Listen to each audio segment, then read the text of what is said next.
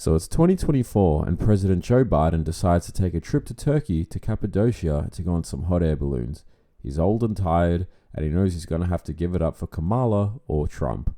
While he's up in the air, he notices that there's a solar eclipse going on and that the local Turkish guide says that it's a good time to make some wishes.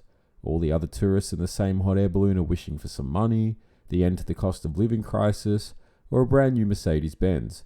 But not Joe. Joe looks at his old, sweaty hands and mumbles, "I don't want to be Sleepy Joe. I want to be Young Joe. I want to be the Sultan of the Ottoman Empire." As he finishes his last words, the local guide vanishes and all of a sudden, Joe spirals down to earth by himself, except he now crash lands in the Ottoman Empire. It's 1914 and Joe Biden has gone back 110 years into his youth. He's quickly arrested and sent to Istanbul, where he is viewed initially to be a spy, probably from Britain. But because a few villagers spotted him flying down from the sky in a hot air balloon, he's perceived as almost a martyr in the Ottoman Empire. Biden quickly becomes a Messiah Biden, and he subsequently becomes the Sultan's leading advisor. The Ottoman Empire is in great disarray. The Balkans have been lost, the empire can't modernize properly, the British are trying to take over the rest of the Middle East, and now there's an Archduke in Bosnia that's just been assassinated. Almost overnight, Europe has plunged into war, and the Ottoman Empire has yet to make a decision as to whether they should get involved or not. Biden, having studied history in elementary school, knows that the Germans are bad, but he also knows that the Russians are bad because of Putin and Zelensky. He can't remember which foe is worse though, but he does know that the Russians are next to Turkey and he decides to strike first. He tells the Sultan, Mehmed V, to attack Crimea because Russia currently occupies it in 2024. Mehmed concedes, and in October Sevastopol is raided and the Ottomans are brought onto the side of the Central Powers. Following this, the war extends to that of the Caucasus and the Suez Canal. Biden quickly realizes the situation. He does not have the military of NATO or the US to lead, but the Ottoman Empire in 1914. Many of the best soldiers are also tied up in the Balkans, where the last few wars have been fought. He is sent to the Caucasus to lead the army against the Russian onslaught on orders of Mehmed V. Many of his soldiers do not have winter clothing and are poorly armed and equipped and can't understand him or read orders as most are illiterate.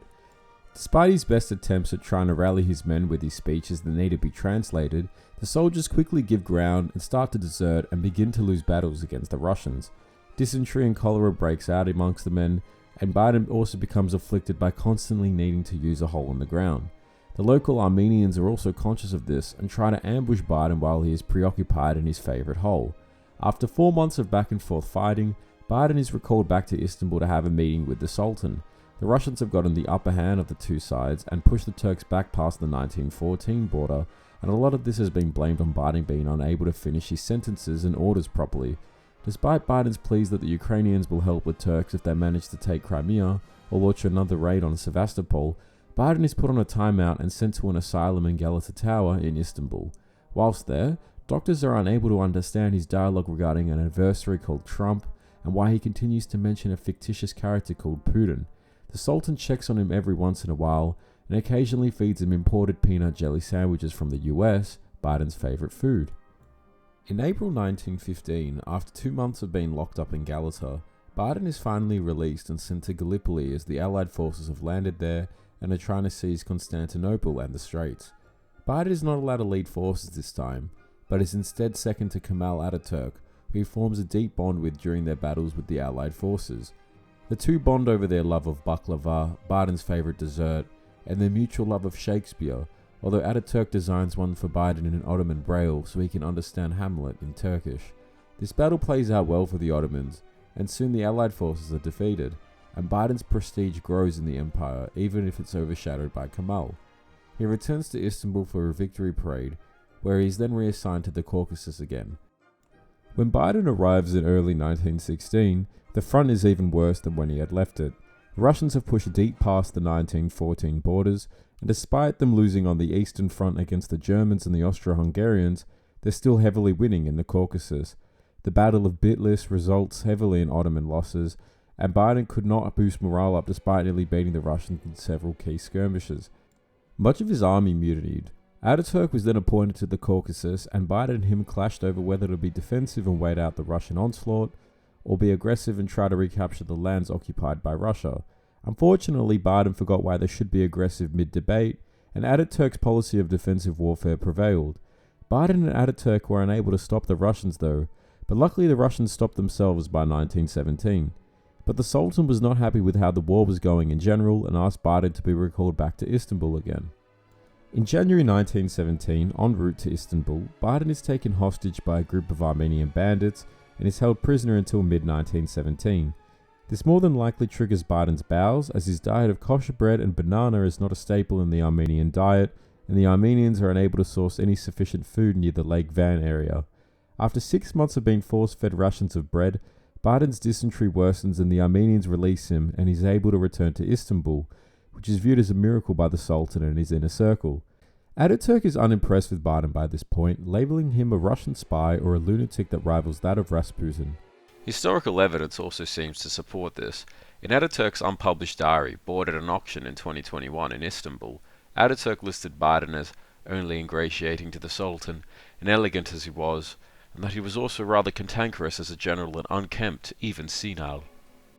Despite this, Biden is able to reside peacefully in Istanbul, and the Sultan and him go on balloon rides around the Sea of Marmara whilst the war goes badly. By August 1918, the war has gone really poorly. Sultan Mehmet has died, leaving Biden with his entire stash of peanut jelly and his beloved Sultan Fez hat. In October 1918, Biden tries to flee on a steamer, but he is arrested by the authorities from the Allied nations. He is handed over to the Allied Commission, who he says he is an American that has been lost in the conflict. Luckily, Biden is able to be exiled just before the Greek forces arrive in the city, and he arrives in Nice under constant watch by the gendarme. Upon his trial by the Allied authorities, he pleads that he's lost and that he's done nothing wrong. The Allied Commission makes the decision to trial him for treason, but technically the US and the Ottoman Empire are not at war, and they can't really locate Biden's birth records, so Biden's sentence isn't really severe anyway. Despite this, he requests to go on a hot air balloon just before his sentencing, which the French authorities reluctantly allow him to do so. Just as he's up in the balloon, a solar eclipse occurs and Biden manages to return to 2024, where he immediately steps down as presidential candidate in the upcoming election. When he tells Kamala and his wife about where he's been, they think that the meds aren't working, and that the hot air balloon rides contribute to his Alzheimer's. Biden smiles and sees his Sultan hat hidden under his jacket. He knows that the meds can't stop his dreams.